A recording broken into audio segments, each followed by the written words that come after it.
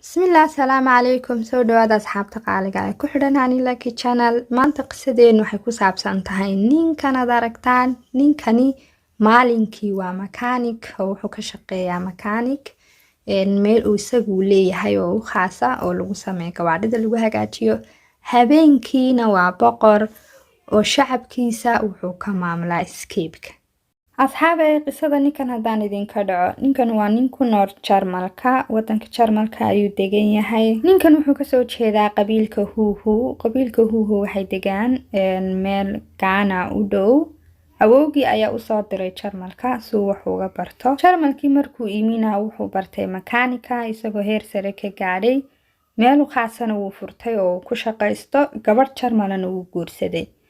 awowgii markii uu dhintay isaga ayaa awowgii dhexlayay oo noqonaya boqorka ku xiga awowgii meeshuu tagi lahaa dadkiisa 2 milyan oo qof ayuu boqor u noqday halkii uu tagi lahaa meeshii ay deganaayeen boqorka uga noqon lahaa wuxuu iska joogay Jarmalkii isagoo subaxiina ka shaqaysta makaanika habeenkiina inta la iska soo bixiyo dharkii makaanika oo la soo xidho dharkii boqorada iyo dahab inta la soo xidho ayaa la soo furtaa laptopka halkaas oo kamarada escape-ka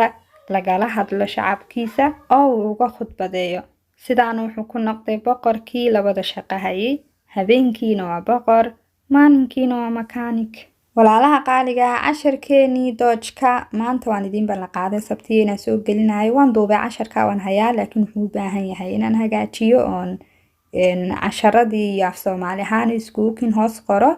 insha Allah waan idin soo gelinayaa caawa markaan dhameeyo haddii alla idmo qisaska sidan oo kale aan inoo soo badin doonaa iyo qisaska kale ee walaaluhu iga soo codsadeen ee saliga nabiga sallallahu alayhi wasallam iyo qisaska kale diinigaaba intaanu kaga kulmayno video kale cusub waxaan idin leeyahay fi amaanillah wa salaamu calaykum wa rahmatullaahi wa barakaatuh